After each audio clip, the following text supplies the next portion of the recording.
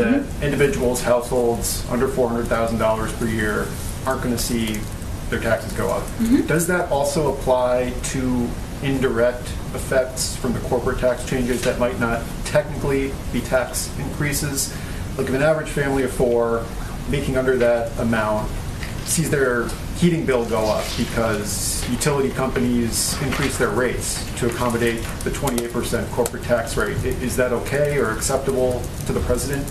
You know, because it's not technically a tax increase? Well, I would say that there's no reason that is what needs to happen. We have evidence of what happens. Back in 2017, when Republicans prioritized tax cuts for big corporations over investing in working people, there were many arguments made about what the impact would be. The benefits would be passed on to consumers. They would invest in R&D. There would be jobs created. None of that happened. There were stock buybacks, more incentives to offshore, record compensation for executives. We have seen countless studies where the biggest impact to these corporations would likely be on capital. So I would say that's not a concern we have at this moment in time. But even though, I mean, utility companies did, maybe it's arguably partially for show, but they did announce, you know, rate decreases after the 27 tax law passed and attributed it to the tax law passing. You know, is there some data that you're expecting from economists suggesting that will be the case, or are you just getting ahead of what might happen when the bill passes? I mean, I'm just getting ahead of that. Like, there were those announcements. You said, like, they didn't have the intended effects, but utility companies did say, hey, we can pass on this lower rate to consumers through their utility bills. And have utility companies said, I have not seen it if they have, that they would raise the cost if this bill passed to invest in infrastructure and get lead out of the pipes to make sure there's clean drinking water and create millions of jobs? I'm not aware of any specific announcements like that, but I'm just saying that was one of the results that occurred after the 2017. Well, then I don't think we have to anticipate it as an issue quite yet. So apparently, the media is now carrying water for Republicans by issuing imaginary, hypothetical situations where utility companies raise their prices if Democrats are able to pass an infrastructure bill, which would be paid for by an increase in the corporate tax rate. So that we're clear, not even the utility companies themselves, the businesses that would be impacted by this tax increase, have warned of a rate hike. It's just Republican framing intended to fearmonger about an infrastructure package that's not only desperately needed, but tremendously popular across the country. Now, a few things to keep in mind here. The corporate tax rate before the 2017 corporate tax cut was 35% for the highest brackets. That was eventually slashed to 21%. An increase to 28% would still be the lowest corporate tax rate, aside from our current rate, since the 1940s. So let's not pretend that this is some sweeping punishment for corporations.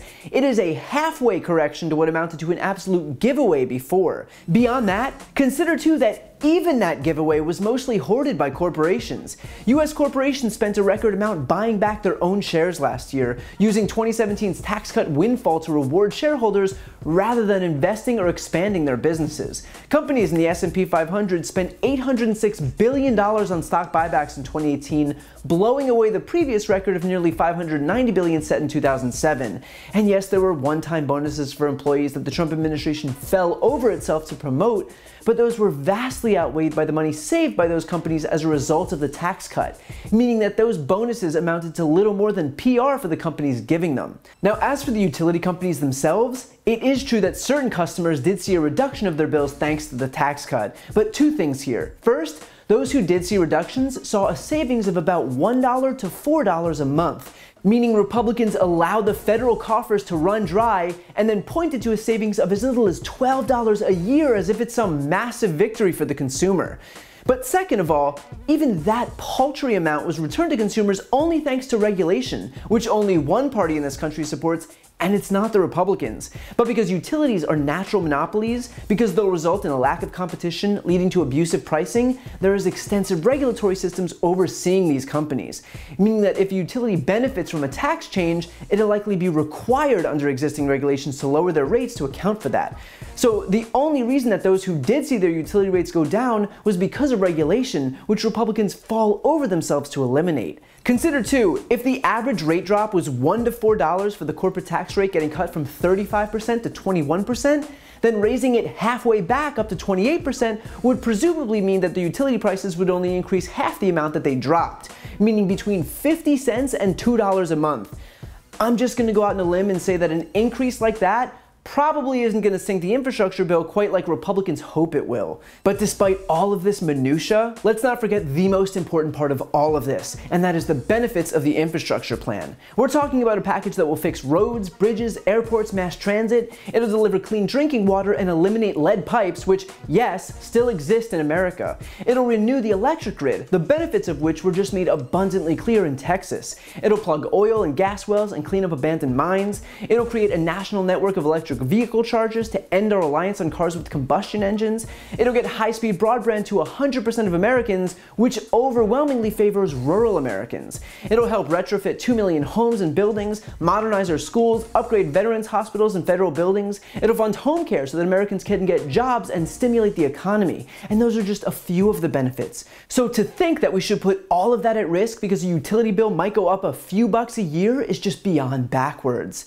And look, I understand that the media has a responsibility to ask questions, but the media also has to know that certain framing, even in good faith, will be exploited by bad faith actors. And so when a reporter asks about higher utility prices, before even the utility companies themselves utter a single word about it, then guess what the news cycle is going to focus on? The fact is that the right has learned how to game the refs, which is why so many of the questions that are asked of White House officials are based on right-wing framing. Instead of asking whether utility prices will go up if we pass an infrastructure package, why not ask what the costs of not passing an infrastructure package are? Ask the folks in Texas who are still recovering from having been plunged into frigid temperatures just a few weeks ago whether they'd be worried if the utility bill went up $6 next year if it meant they'd be able to rely on an upgraded power grid. Ask rural Americans whether it'll be worth it to finally have internet access in the year 2021. Ask the millions of Americans who've sacrificed jobs and an income to stay and care for a loved one whether funding home care will be worth it, because my guess is that the media already knows the answers to all of those questions. So look, yes, reporters are of course within their right to ask questions, but they also have a responsibility to ask the right questions. And carrying water for utility companies when we are facing so many problems in this country right now is just the peak of irresponsibility. So instead of falling into the trap of finding sound bites that one side or the other can play on a loop on their respective news outlets, maybe start thinking about all of those people who these policies will actually impact. I think we'd be surprised at how quickly the narrative changes when the American people are finally taken into consideration. To see more videos like this, don't forget to subscribe. And for a deeper dive, check out my podcast, No Lie with Brian Tyler Cohen, where I discuss the week's top stories and interview major players in the world of politics, like Vice President Kamala Harris, White House Press Secretary Jen Psaki, Elizabeth Warren, Chuck Schumer, Katie Porter, Pete Buttigieg, Nancy Pelosi, and many more. Again, that's No Lie with Brian Tyler Cohen, available anywhere you listen to podcasts.